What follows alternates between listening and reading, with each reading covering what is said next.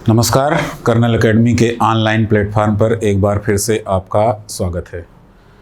आज का जो हमारा वीडियो है वो ऐसे एक मुद्दे पर है जो अक्सर देश में किसी न किसी के द्वारा कुछ ऐसे शब्दों का इस्तेमाल हमारे राज्य और सरकार के खिलाफ कर दिया जाता है, जिससे राष्ट्रीय और अंतर्राष्ट्रीय स्तर पर देश की छवि धूमिल होने के आरोप लगते हैं। जैसे भारत सरकार के विरुद्ध या भारत के विरुद्ध ऐसे आपत्तिजनक टिप्पणियां हो जाती हैं, आपने सुना होगा उसको। तो कई बार उसकी आलोचनाएं होती हैं, कुछ लोग जायज़ ठहराते हैं, कुछ लोग कहते हैं कि ऐसी कोई छवि खराब नहीं हुई है, तो पक्ष विपक्ष में बड़े तर्क दिए जाते हैं। तो हमने सोचा कि इस संबंध में एक वीडियो हम आपको बना करके देंगे, लेकिन उसमें हमारा उद्देश्य कोई राजनीति करना नहीं होगा। हमारा उद्देश्य तो सिर्फ आपको ऐसे शब्दों और ऐसी भावनाओं के विरुद्ध भारतीय दंड संहिता में क्या प्रावधान किए गए हैं, क्या वो अपराध की श्रेणी में आते हैं या नहीं आते हैं, इसका पूरा विवरण प्रस्तुत करना मात्र हमारा उद्देश्य है। तो हम आपको समझाते हैं कि हम इसमें क्या क्या आपको बताने वाले हैं। पहले हम ब्रीफ कर देते हैं 2 मिनट के भीतर। राजद्रोह यानी ऐसे शब्दों का इस्तेमाल करना जिससे हमारी देश की छवि, सरकार की छवि धूमिल होती है, खराब होती है। अभी हम इसकी पूरी परिभाषा आपको बताएंगे। ये भारतीय दंड संहिता की धारा 124 क में इसका प्रावधान है। इसमें हम आपको बताने वाले हैं इसकी परिभाषा क्या है, यानी राजद्रोह की श्रेणी में 124 क के तहत क्या चीज़ें आती हैं और क्या करना राजद्रोह माना जाता है। इसके अपवाद क्या हैं, यानी कि स्पष्टीकरण कि कब आप ऐसे शब्दों का इस्तेमाल करते हैं फिर भी वह राजद्रोह की श्रेणी में नहीं आता है। वो आप 3 स्पष्टीकरणों के माध्यम से जानेंगे, 1, 2 और तीसरा आपको दिखाई देगा यहाँ पर। इसके बाद हम आपको बताएंगे एक मुकदमा है निहरेंद्र दत्त मजूमदार।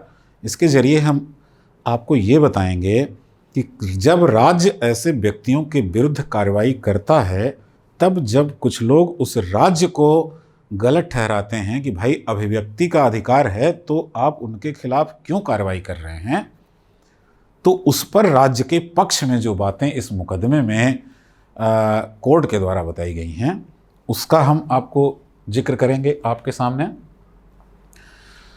अप्रीति उत्तेजित करना, यानी कि बाल गंगाधर तिलक 1897 बम्बई का मुकदमा है ये। इसमें अप्रीति शब्द क्या है, अभी राजद्रोह बताते समय मैं आपको बताऊंगा। कैसे उत्तेजित यानी भड़काया कैसे जाता है लोगों को राज्य के विरुद्ध है, उसके विषय में जो प्रावधान है इस मुकदमे में, जो कुछ डिसीजन आया है वो मैं आपको बताऊंगा।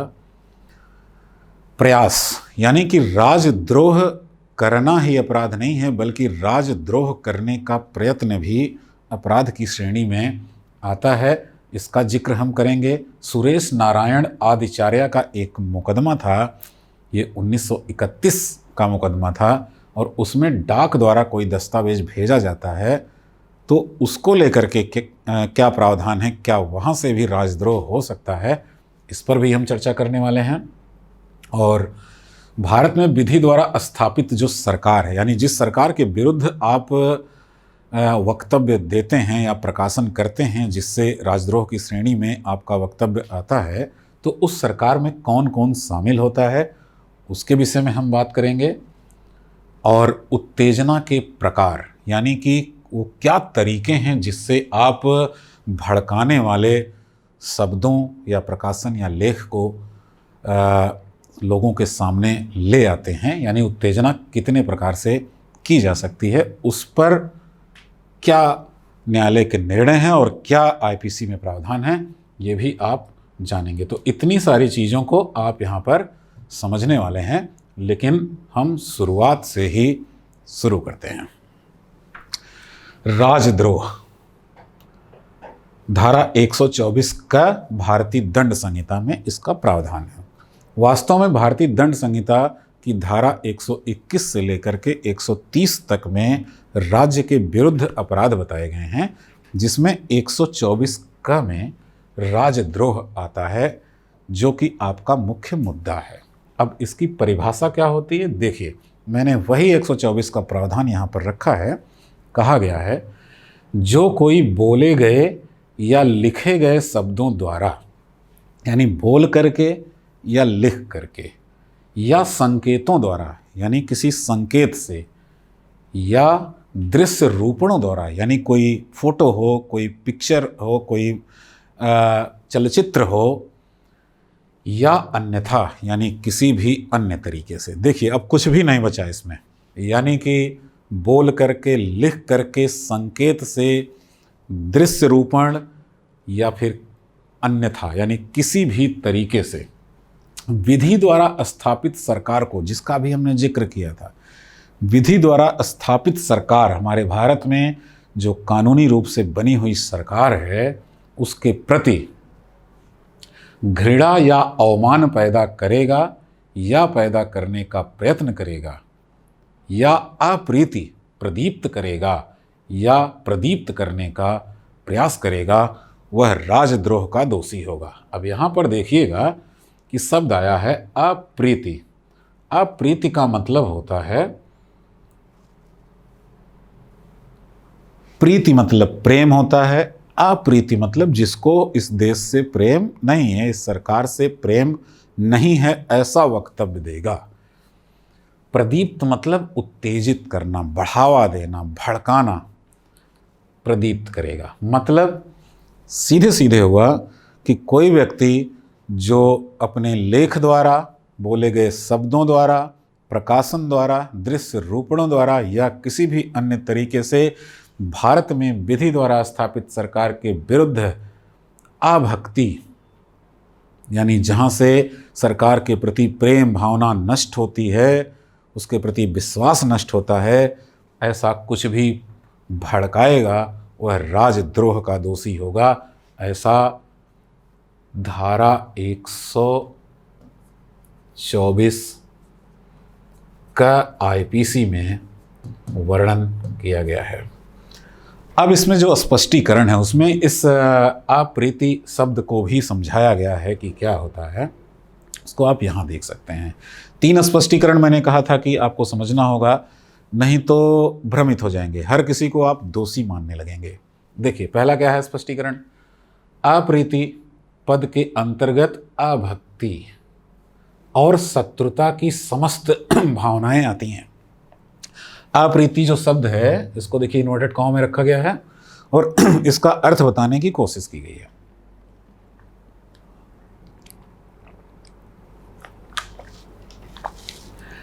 यानी इसके अंतर्गत अभक्ति यानी भक्ति के विरुद्ध, देश के प्रति आपकी भक्ति होनी चाहिए, लेकिन अगर अभक्ति आ रही है या शत्रुता है सरकार के विरुद्ध, तो अप्रीति मानी जाएगी कि आप सरकार या देश राज्य के प्रति अप्रीति की भावना रखते हैं, यानी कि अभक्ति और शत्रुता की समस्त भावनाएं रखते हैं। यह स्पष्टीकरण 1 है। अब स्पष्टीकरण 2 में देखिए, घृणा, अवमान या अप्रीति को प्रदीप्त, प्रदीप्त मतलब भड़काना, किए बिना, प्रदीप्त का प्रयत्न किए बिना, फिर से सुनिएगा, घृणा, अवमान या अप्रीति को प्रदीप्त किए बिना या प्रदीप्त का प्रयत्न किए बिना सरकार के कामों के प्रति विधिपूर्ण साधनों, उनको परिवर्तित करने की दृष्टि से अनुमोदन प्रकट करने वाली टीका टिप्पणियां इस धारा के अधीन अपराध नहीं होंगी। इसको छोड़िए, अब मेरे शब्दों को एक लाइन में सुन लीजिए। सरकार के विरुद्ध अगर आप टीका टिप्पणी करते हैं विधिपूर्ण तरीके से, ताकि देश का भला हो सके, ऐसे शब्दों का इस्तेमाल करते हैं जिससे कि राज्य के प्रति अभक्ति की भावना नहीं भड़कती है, शत्रुता की भावना नहीं भड़कती है, सिर्फ आप अपनी मांगों को मानते हैं, मांगते हैं, तो ये अपराध की श्रेणी में नहीं आएगा। यानी दुराशय के बिना अगर आप करते हैं तो ये अपराध की श्रेणी में नहीं आएगा। स्पष्टीकरण 3 को देख लीजिए। घृणा, अवमान या अप्रीति को प्रदीप्त किए बिना या प्रदीप्त करने का प्रयत्न किए बिना सरकार की प्रशासनिक या अन्य क्रिया के प्रति अनुमोदन प्रकट करने वाली टीका टिप्पणियां इस धारा के अधीन अपराध गठित नहीं करेंगी। बिल्कुल वैसा ही है। स्पष्टीकरण 2 में सरकार के खिलाफ था कि अगर आप विधिपूर्ण तरीके से अपनी मांगों को रखते हुए ऐसी टीका टिप्पणियां करते हैं तो अपराध नहीं होगा, यानी राजद्रोह नहीं होगा।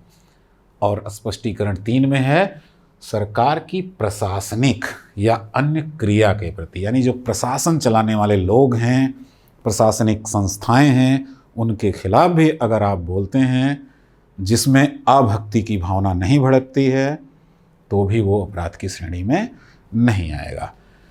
तो ये राजद्रोह हुआ। यानी सीधे तौर पर कहा जाए तो सरकार, विधि द्वारा स्थापित सरकार के विरुद्ध अगर आप अप्रीति यानी शत्रुता या अभक्ति की भावना भड़काने वाले लेख, कथन, प्रकाशन या दृश्य रूपणों द्वारा या किसी भी तरीके से आप भावनाओं को भड़काते हैं तो देशद्रोह की श्रेणी में आएगा। लेकिन अगर आप विधिपूर्ण तरीके से ऐसी बातों को बोलते हैं जिसमें आपका ऐसा कोई इरादा नहीं है कि कोई भावना भड़के तो यह अपराध की श्रेणी में नहीं आएगा। यहाँ तक क्लियर हुआ कि राजद्रोह क्या होता है।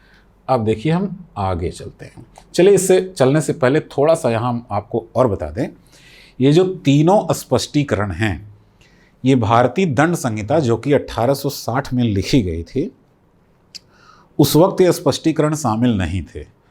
यानी कि सीधे सीधे कहा गया था कि जो भी सरकार के विरुद्ध इस तरह के शब्दों का इस्तेमाल करेगा वो उस कैटेगरी में आ जाएगा जिसको राजद्रोही कहा जाएगा, यानी कि वह राजद्रोह का अपराध करता हुआ माना जाएगा।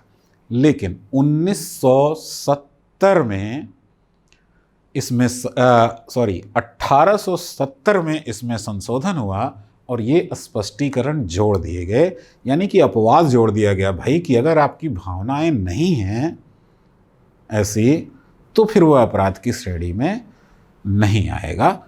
ये स्पष्टीकरण बाद में जोड़े गए। जब आईपीसी लिखी गई थी तो सीधे पहला ही प्रावधान था जब आपको अपराधी मान लिया जाता अगर आप राज्य के विरुद्ध ऐसे शब्दों का इस्तेमाल करते। अब यहाँ पर देखिए, जब ऐसा कुछ भी कोई व्यक्ति कहता है तो उसके खिलाफ सरकार कार्रवाई करती है। अब सरकार कार्रवाई करती है तो कई लोग आलोचना करते हैं।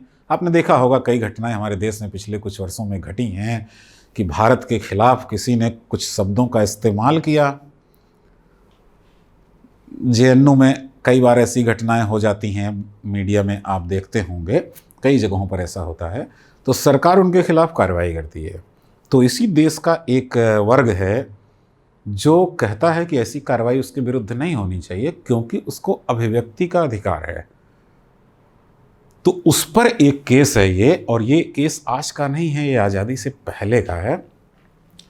और इसमें देखिए क्या कहा है कोर्ट ने, क्या नियम है। मैं पहले इसको पढ़ता हूँ और फिर मैं आपको थोड़े से शब्दों में समझा दूंगा। निहरेंद्र दत्त मजूमदार के वाद में मारिस गायर ने कहा है कि प्रत्येक सरकार का प्रथम एवं मूलभूत दायित्व व्यवस्था को सुरक्षित रखना है, क्योंकि व्यवस्था ही सभी सभ्यताओं एवं मानव सुखों की उन्नति की पूर्व शर्त है। इतना मैं समझा देता हूँ। चलिए मैं यहाँ पर निशान भी लगा देता हूँ कि आपको कितना मैं समझा दे रहा हूँ।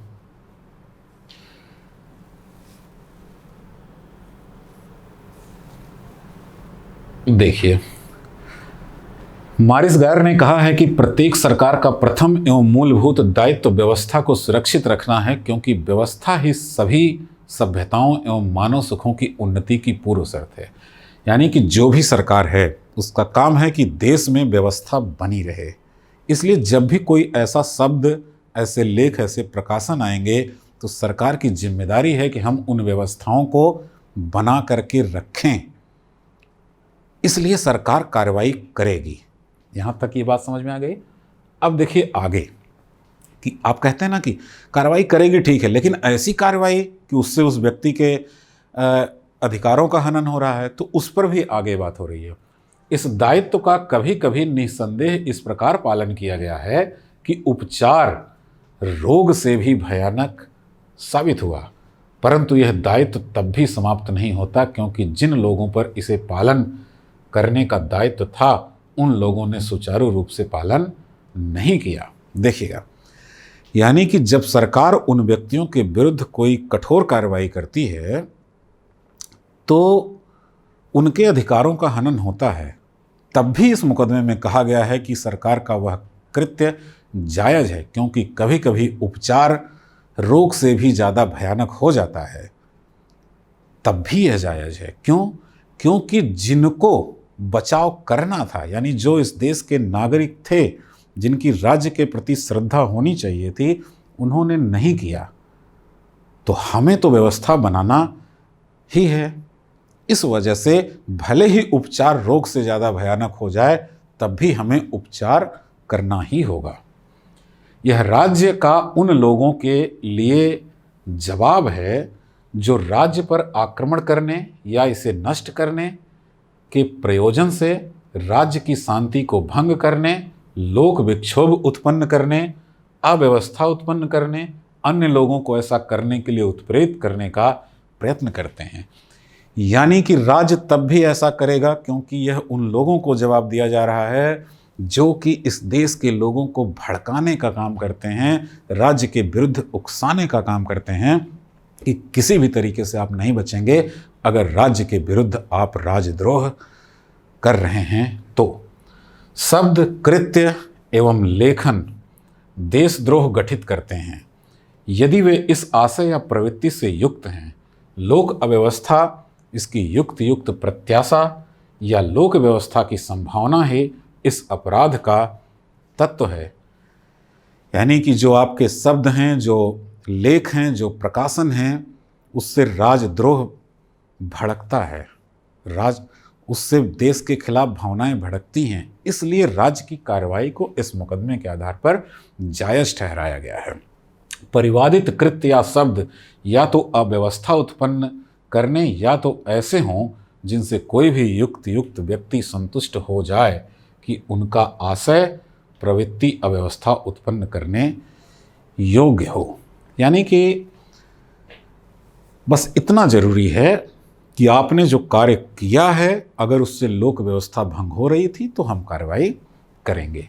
यानी कि यह एक तरीके से राज्य के द्वारा की जा रही कार्रवाई के पक्ष में डिसीजन है कि जो भी राजद्रोह का कृत्य करेगा, राज्य के द्वारा उसके विरुद्ध की गई कार्रवाइयाँ जायज़ होंगी, क्योंकि राज्य और सरकार का यह दायित्व है कि वह ऐसी भावनाओं को भड़कने से रोके। अप्रीति उत्तेजित करना बाल गंगाधर तिलक का केस है। अक्सर क्या होता था, स्वतंत्रता आंदोलन के समय में जो शुरुआती दौर में थे तो बाल गंगाधर तिलक को गरम दल का नेता माना जाता था और बाल गंगाधर तिलक के खिलाफ ही अंग्रेजी हुकूमत ज़्यादातर कार्रवाइयाँ करती थी। तो बहुत सारे केस और राजद्रोह का बहुत सारा कानूनी डेवलपमेंट बाल गंगाधर तिलक से जुड़ा हुआ है। देखिए कैसे उत्तेजित करने में इन्होंने क्या कह रखा है। इस धारा के अंतर्गत अपराध गठित करने के लिए आवश्यक नहीं है कि एक व्यक्ति गदर करे या विद्रोह करे या किसी अन्य प्रकार की अशांति उत्तेजित करे। किसी व्यक्ति द्वारा सरकार के प्रति तिरस्कार या घृणा की भावना उत्तेजित करने का प्रयास करना अपराध गठित करने हेतु पर्याप्त होगा। यानी कि सिर्फ हिंसा करना, गदर करना, विद्रोह करना ही राजद्रोह नहीं है। अगर आपके शब्द ऐसे हैं जिससे राज्य के प्रति घृणा उत्पन्न होती है, सरकार के प्रति घृणा उत्पन्न होती है, तो वह भी अप्रीति यानी अभक्ति माना जाएगा और वह भी राजद्रोह की श्रेणी में आएगा। ऐसा बाल गंगाधर तिलक के लिए किया गया था और वो कानून में लागू है। सोचिए, बाल गंगाधर तिलक के विरुद्ध हुआ था, तो आजकल जो लोग ऐसे शब्दों का इस्तेमाल करते हैं तो उनके विरुद्ध भी हो सकता है बड़े ही आसानी से। प्रयास क्या है? यानी इसमें साफ साफ ये बताया गया है कि जब आप कोई घृणाजनक शब्द बोलते हैं, अप्रीति युक्त शब्द का इस्तेमाल करते हैं, भले ही उससे भावनाएं ना भड़कें, यानी प्रयास आपके द्वारा हुआ पर अपराध नहीं हुआ तब भी आप दंडित किए जाएंगे। ये प्रयास है। इसमें जो महत्वपूर्ण है वो है सुरेश नारायण आदिचार्य का केस है ये, और इसमें कहा गया है सुरेश नारायण आदिचार्य का डाक द्वारा दस्तावेज का भेजना। हुआ क्या था कि ये सुरेश नारायण आदिचार्य ने एक देशद्रोह करने जैसे लेख को लिफाफे में बंद करके बाई पोस्ट किसी व्यक्ति को इन्होंने भेजा था, और उसमें एक नोट डाल रखा था। नोट मतलब एक स्लिप, नोट मतलब पैसा नहीं, डाल रखा था। और उन्होंने कहा था कि इसमें जो पंपलेट वगैरह हैं इसको आप लोगों को वितरित कर देंगे। गलती से वो लिफाफा उस व्यक्ति के पास नहीं पहुंचा जिसको उन्होंने भेजा था, वो किसी अन्य के पास पहुंच गया। उसने उसको खोला तो ये चीज़ें पाई, तो केस किया उसने, पुलिस को दिया कि ऐसी ऐसी चीज़ें आ रही हैं। यानी कि इन्होंने तो अपनी तरफ से पूरा प्रयत्न कर दिया था, लेकिन भावनाएं भड़क नहीं सकी, यानी प्रयास में इसको माना गया और इनको राजद्रोह के प्रयास के लिए दंडित भी किया गया। कहा गया कि ये प्रयास है, क्योंकि अगर वो लिफाफा गलती से उस दूसरे व्यक्ति के पास ना पहुंचता, सही व्यक्ति के हाथों में पहुंच गया होता, तो फिर सरकार के विरुद्ध भावनाएं भड़क जाती। यानी इस तरह से भी प्रयास हो सकता है और इसको दंडित किया जा सकता है। आगे आते हैं, भारत में विधि द्वारा स्थापित सरकार क्या है। देखिए, शुरू में ही राजद्रोह बताते समय मैंने कहा कि भारत में विधि द्वारा स्थापित सरकार के विरुद्ध अप्रीति भावनाएं भड़काएंगे आप तो राजद्रोह की श्रेणी में आएगा। और उसी वक्त हमने बताया कि विधि द्वारा स्थापित सरकार का अर्थ क्या है। यहाँ विधि द्वारा स्थापित सरकार का अर्थ, क्योंकि भारत सरकार शब्द का इस्तेमाल शुरुआत में किया गया था, तो सिर्फ भारत सरकार ही नहीं है, इसमें है भारत सरकार यानी कि केंद्र सरकार, केंद्र सरकार के अलावा सभी राज्यों की सरकारें, संघ शासित क्षेत्रों में जो सरकारें चलती हैं वो सरकारें, इन सरकारों के अधीन जो प्रशासनिक तंत्र है, पूरा जो ब्यूरोक्रेसी है जो सरकार के दिशा निर्देशन में काम करती है, वो सब सरकार के तहत आएंगे विधि द्वारा स्थापित सरकार। और इनमें से किसी के विरुद्ध भी लेख, शब्द, दृश्य रूपण या कुछ भी प्रकाशन करना जिससे कि इनके प्रति अभक्ति की भावना समाज में बढ़े, वह राजद्रोह की श्रेणी में आ जाएगा।